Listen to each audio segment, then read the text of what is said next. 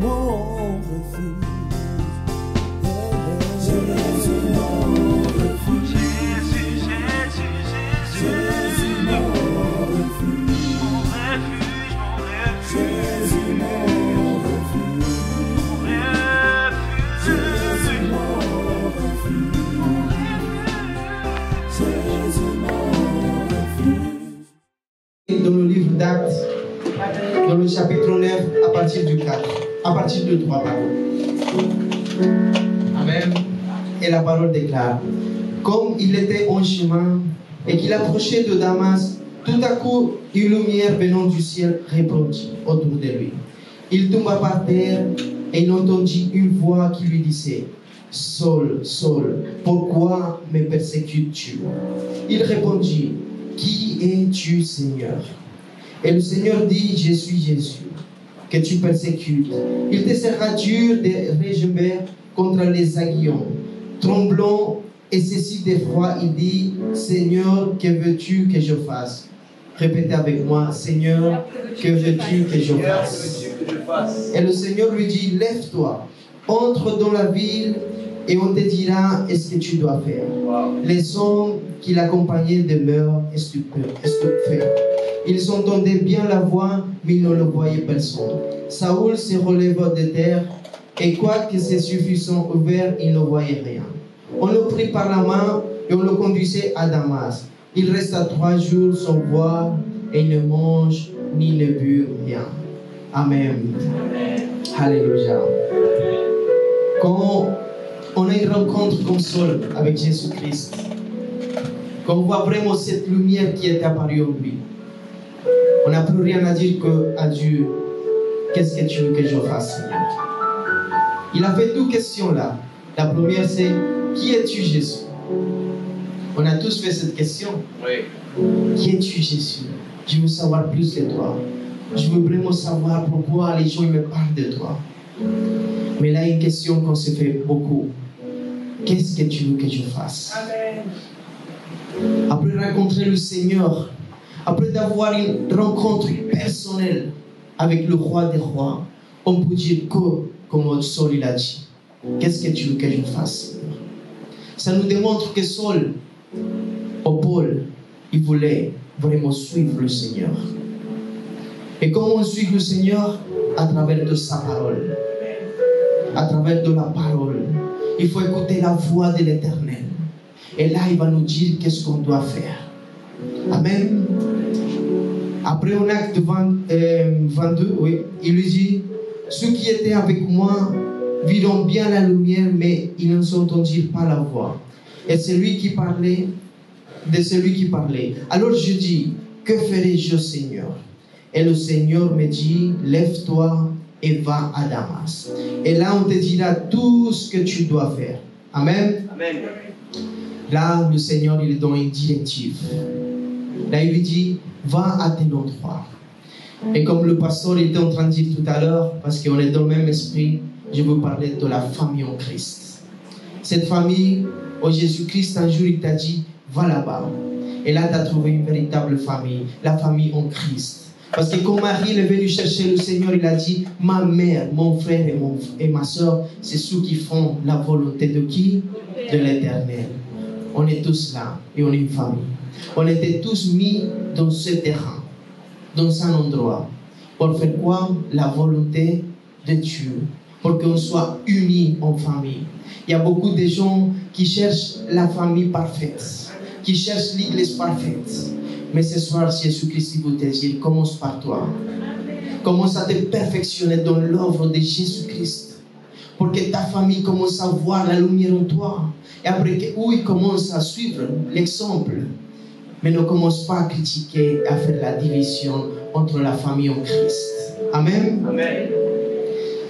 Jésus-Christ, il t'a donné un terrain. Beaucoup de personnes se font ces questions qui se fait: Paul, Seigneur, qu'est-ce que tu veux que je fasse? Peut-être ils se disent: je ne sais pas prêcher. Peut-être ils se disent: je ne suis pas un prophète, je ne suis pas un apôtre. C'est quoi que je dois faire? Et il se fait cette question tous les jours. Mais commence pour être une vraie brebis. Commence à être dans la bergerie de l'Éternel et suivre la voie de Jésus-Christ. Et ta vie va commencer à être transformée. Et lui va t'indiquer, la parole de Dieu dit qu'il va devant ses brebis. Et les brebis le suivent. Tu sais, les brebis sont en vue courte. Ils ne voient pas de loin. Tu sais pourquoi? Parce qu'ils dépendent toujours du verger. Ils suivent une brebis derrière une autre brebis. Et où elle tourne la brebis, l'autre elle tourne. Et ils sont toujours unis. Ils sont une famille. Ils sont un troupeau. On est une famille. Si tu viens là ce soir, aujourd'hui, et que tu veux faire quelque chose pour le Seigneur, commence là dans l'offre. Commence à servir, à voir les besoins de ton frère, de ta soeur, comme il disait. Prends une personne et regarde de quoi il a besoin. En quoi je peux servir dans ta famille. Amen. Et les brebis, ils suivent toujours le berger. Le berger, ils sont toujours dans le même, la bergerie, on dit en français. Ils sont dans la bergerie et ils ne s'éloignent pas. Ils ne sont pas en train de sauter d'un côté à l'autre, mais ils sont dans son champ. Et je vais vous faire la parabole en Luc 13:6. Et cette parabole, j'ai déjà dit, mais on va la redire. Il dit aussi cette parabole. Un homme avait un figuier planté dans sa vigne. Il vient pour y chercher des fruits, il n'en trouva point. Alors il dit au vigneron, voilà 300 que je viens chercher du fruit à ce figuier et je ne trouve point. Coupe-le, pourquoi occupe-t-il la terre inutilement? Le vigneron lui répondit, Seigneur, laisse-le encore cette année, je creuserai autour et je mettrai du fumier. Peut-être à l'avenir donnera-t-il de fruits, sinon tu le couperas. Amen. Là, il nous parle d'un figuier dans un champ. Ce figuier, c'est nous. La personne qui s'occupe du figuier, c'est le Saint-Esprit. Et à qui appartient le champ, c'est à Dieu. Et Dieu vient voir ce figuier. Il dit, ça fait 300 qu'il est là et il ne donne pas de fruits. Si aujourd'hui tu te fais cette question, qu'est-ce que tu veux que je fasse, Dieu? Qu'est-ce que tu veux que je fasse? Dieu veut que tu donnes des fruits. Amen. Ils sont déjà passés 300 et le figuier n'a pas donné de fruits. C'est pas grave combien de temps tu n'as pas donné de fruits. C'est pas grave combien d'églises tu as fait. C'est pas grave si tu as cherché et tu n'as pas trouvé. Mais le Seigneur aujourd'hui il te dit, le Saint-Esprit, il va s'occuper de toi. Amen. Ouvre ton cœur. Et là la parabole dit que la personne qui s'occupait du figuier, il a dit, je vais mettre du fumier. Fumier, c'est ce qui nourrit la terre. Comment on peut nourrir ton cœur? Avec la parole de Dieu, avec les instructions de Dieu, en lisant la parole, en entendant la voix de l'Éternel, dans l'intimité avec le Seigneur. Et là, tu vas commencer à donner des fruits, à écouter les besoins de ton frère et de dire à quoi je peux être utile. Commence à donner des fruits dignes du Saint-Esprit. C'est le Saint-Esprit qui va faire que tu donnes des fruits. Ce n'est pas par ta force, mais c'est par le Saint-Esprit. C'est lui qui s'occupe dans ce terrain, dans le champ. Moi, je crois que le Saint-Esprit il est là aujourd'hui. Et qui va te révéler c'est quoi, pourquoi Jésus t'a appelé ce soir. Beaucoup t'a tourné dans ta vie. Tu as beaucoup cherché, tu t'es dit, je ne suis pas la louange. Je ne suis pas un prophète. Je ne suis pas un pasteur. Qu'est-ce que je peux être? Un évangéliste? Mais laisse-te guider par le Saint-Esprit ce soir-là. Amen. Lui, il va te dire, il va te révéler ce qui est caché. On a tous des dons ici. La parole de Dieu dit qu'on est tous un corps. On est le corps de Christ. Mais on n'est pas tous des yeux. On n'est pas tous des mains. On n'est pas tous des pieds. Mais il y a aussi les organes qui sont cachés. Et tu sais, il y a des gens, peut-être qu'on ne les voit pas. Des gens qui prient pour les pasteurs, qui prient pour la louange. Des gens qui prient pour les gens qui viennent. Ces gens-là, on ne les voit pas. Mais les reins, le foie et tous ces organes, ils sont plus vitaux que même les organes, que même les mains, que même les pieds.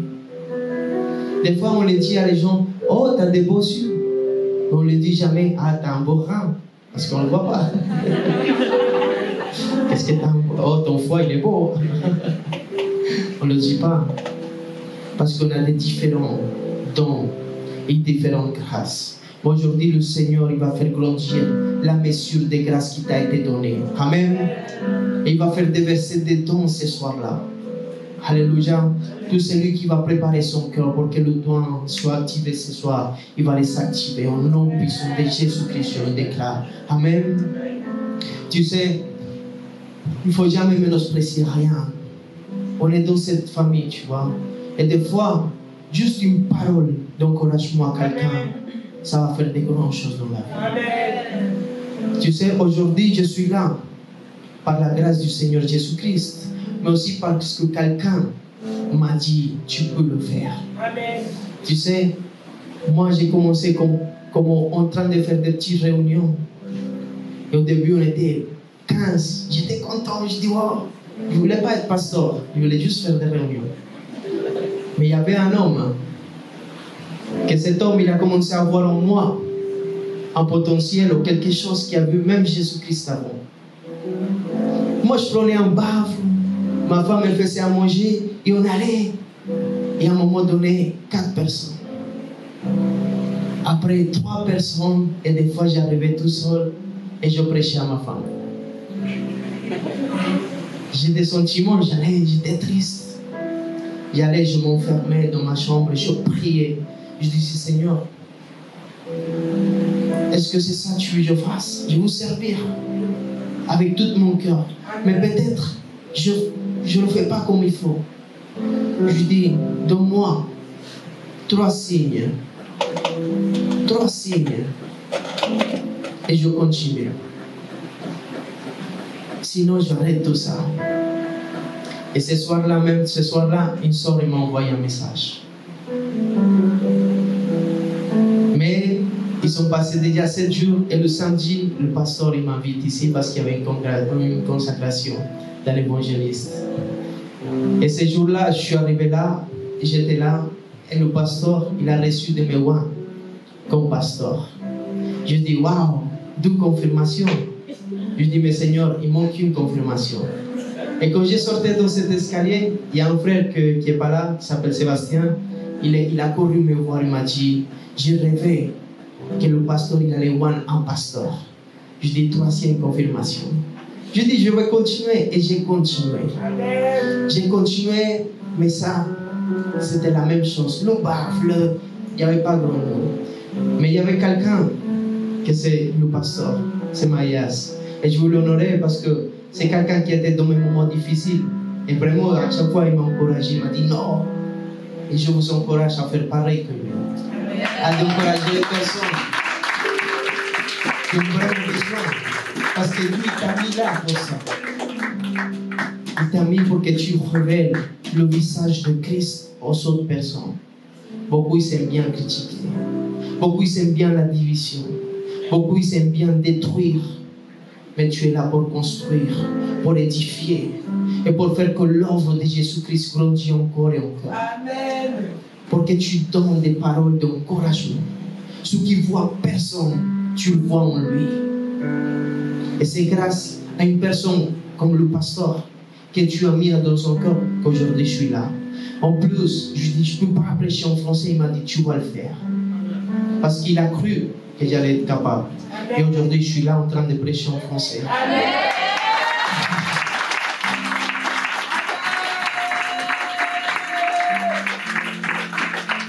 Honorez votre pasteur, le pasteur. Vous ne savez pas tout ce qui passe, les choses qu'il fait. Il y a des gens qui viennent ici juste une fois, 2 fois pour dire des choses qui ne sont pas là, qui ne sont pas vraies. Amen. Soyez une famille en Christ. La tête est Jésus. Amen. À lui soit l'honneur, la gloire. Amen. Il n'y a que lui qui est le grand ici. Amen. Nous on est tous petits. Amen. on est tous humbles. Il nous a appris à être humbles. Amen. Si on n'est pas humble, on n'a pas Christ. Parce qu'à lui, c'est la gloire. Ce qu'il a fait à la croix, il n'y a que lui qui peut le faire. Amen. Mais nous, on peut faire des choses bien. Amen. Nous, on apprend de notre maître. C'est lui qui nous donne la sagesse de voir les bonnes choses dans les autres personnes. Si tu viens ici à cette église, je suis mon refuge. C'est pour édifier, c'est pour restaurer, c'est pour donner du courage à celui qui a besoin. Et tu vas voir comment chaque talent, chaque don, il va se développer en chaque personne. Parce que tu es là pour ça. Ne crois pas que servir, c'est juste faire du piano. Gloire à Dieu pour la vie d'Ayton, pour ma soeur qui fait la louange, pour les soeurs qui chantent, qui fait la batterie, pour le pasteur, pour mon frère qui travaille beaucoup ici aussi. Mais vous aussi, vous avez beaucoup à faire dans cette église. Et je veux que vous preniez conscience de ça. Dès qu'on est une famille et qu'on doit attacher les uns avec les autres. Si tu vois un défaut dans ton frère, si tu peux le dire avec amour et que tu as du tact, dis-lui. Sinon, tu ne le dis rien. Parce que tu ne vas pas faire la vie, tu vas faire la mort. Et cette personne, elle ne va pas comprendre, elle va se blesser, elle va s'en aller. Mais si tu as du tact, si tu as du temps et tu as la patience, fais-le. Et dis-lui, prends du temps, paye-lui un café, invite-le à manger un kebab, 5 €. Mais fais-le, c'est vrai. Des fois, on oublie les personnes. Il faut qu'on commence à se connaître comme une famille. Qu'on commence à connaître le nom, le prénom de chaque personne. Et qu'on commence à établir vraiment une relation de frères et sœurs. Et qu'on commence à voir ma soeur, elle vit de telle façon, il faut que je prie pour cette personne. Aujourd'hui, j'étais chez moi et je dis, telle personne, elle n'est pas venue, ça fait un moment. Je ne vais pas dire c'est qui. Et j'ai prié et aujourd'hui, je l'ai vu aujourd'hui ici. Je dis gloire à Dieu. Et mais c'est comme ça qu'il faut qu'on commence à se voir tous et chacun. Amen. Alléluia. Alors, on va à Ephésiens 4, verset 11. On est une merveilleuse famille. Amen. Amen. On a un bon champ ou pas? Amen. On a la terre fertile ici. Amen. C'est une bonne terre. Amen. Et Jésus va envoyer des Ananias. Pour que quand tu étais aveugle, tu commences à voir. Amen. Parce que quand Saul il est tombé, il était aveugle. Il est passé dans un endroit à Damas, 3 jours sans manger et boire. Mais Jésus l'a envoyé d'Ananias aussi. Et nous, on est des Ananias qui viennent pour prier pour ce frère qui vient de connaître la magnificence et le pouvoir de Jésus-Christ, qui a connu la magnificence et la gloire et le pouvoir, la puissance de Jésus-Christ ici. On ne se lève jamais pareil. Jamais. Et on commence à croire aveuglement en Jésus-Christ. Moi, j'ai appris à croire aveuglement en Jésus-Christ. Parce qu'au début, je voulais comprendre tout. Tout. Mais il n'aime pas que tu comprennes. Il veut que tu le suives. C'est tout. Comme les brebis qui marchent et il ne voit pas très loin. Mais il est dépendant du berger. Et Jésus-Christ, il veut ça. Que tu le suives aveuglement. Que tu lui fasses confiance. Que chaque pas que tu donnes, c'est lui qui dirige ton 12e pas. Qui te donne la direction à chaque fois. Ne fais pas les choses par sentiment, par ton intelligence. Mais parce que Jésus-Christ, il t'a dit. Parce que les brebis, ils reconnaissent la voix de qui? De son berger. Qui a vu ça en YouTube? Quand le berger il crie, toutes les brebis se tournent. Waouh, c'est magnifique. Ben, nous, on doit être comme ça. Dès qu'on entend la voix de Jésus-Christ qui te dit, ne fais pas ça, ma fille. Ne fais pas ça, mon fils. Waouh, on s'arrête. Parce que si tu continues à marcher, les brebis, quand ils s'éloignent du berger, ils sont en quoi? En danger. Nous, on doit être dans le troupeau. Dans le troupeau. Dans le champ que Jésus-Christ nous a donné. Amen. Et on va à la parole de Dieu. Ephésiens 4, à partir de 11. Et il a donné les uns comme apôtres, les autres comme prophètes, les autres comme évangélistes et les autres comme pasteurs et docteur. Pourquoi? Pour le perfectionnement de qui? Et c'est qui les saints? C'est qui les saints? Amen. En vue de l'offre du ministère et de quoi? De l'édification du corps de Christ, jusqu'à ce que nous soyons tous parvenus à l'unité de la foi et de la connaissance du Fils de Dieu, à l'état d'homme fait à la mesure de la stature parfaite de Christ, afin que nous soyons plus des enfants flottants et emportés à toute vent de doctrine, par la tromperie des hommes, par le ruse dans les moyens de séduction, mais que professons la vérité dans la charité. Nous croissons à tous égards de celui qui est le chef, Christ. C'est de lui et grâce à tous les liens de son assistance que tout le corps bien coordonné et formant un solide assemblage tire son accroissement selon la force qui convient à chacune de ses parties et s'édifie lui-même dans la charité. Amen. Je vous répète là. C'est de qui? De lui et grâce à tous les liens de son assistance que tout le corps bien coordonné et formant un solide assemblage tire son accroissement selon la force qui convient à chacune de ses parties et s'édifie lui-même dans la charité. Amen. Wow. Dans l'unité. C'est de cette manière qu'on va grandir. S'il y a des apôtres, des prophètes, c'est pourquoi? Pour que l'Église, elle grandisse et qu'on arrive à la connaissance de Jésus-Christ. Amen. Amen. Amen. Vraiment, il faut continuer à qu'on soit unis. Moi, je vais vous parler en Jean 19, 36 dit, ces choses sont arrivées afin que l'écriture fût accomplie. Aucun de ces os ne sera brisé. Dis à ton frère, à ta soeur, aucun de ces os ne sera brisé. Dis-le.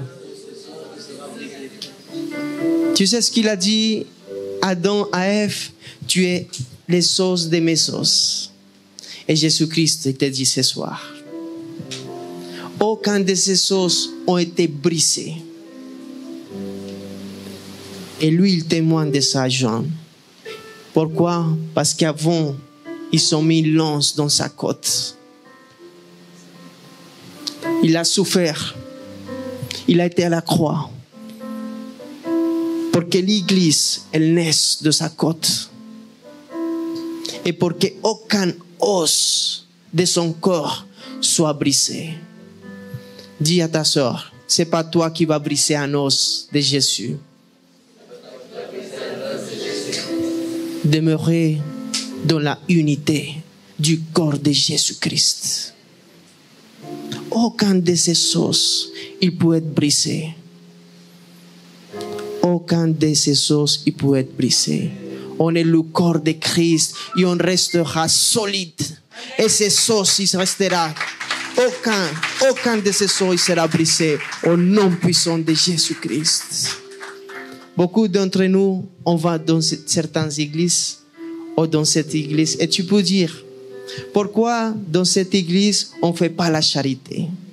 Mais je veux te dire ce soir, sois la charité. Si tu dis, il n'y en a pas d'amour, sois l'amour. Si tu dis, il n'y en a pas la bonté, encore plus fort. Si tu dis, il n'y a pas de joie, sois la joie. Si tu dis, mes frères, ils n'ont pas de patience, sois la patience. Si tu dis, ils ne sont pas fidèles, sois la fidèle. Tu viens tous les samedis, s'il te plaît. Alors, demeurez en Christ, dans le corps de Christ. On est nous, le corps de Christ. Jésus-Christ, il demeure en nous et nous, on demeure dans le corps de Christ.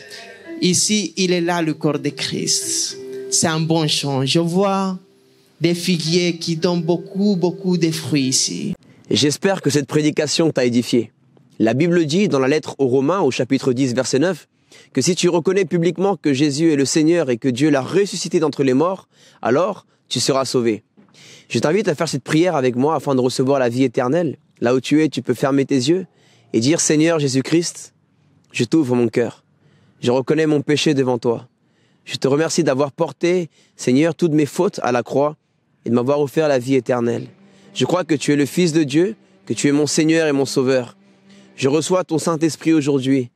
Je pardonne toutes les personnes qui m'ont fait du mal dans ma vie, Seigneur. Et j'accepte ton amour au nom de Jésus. Amen.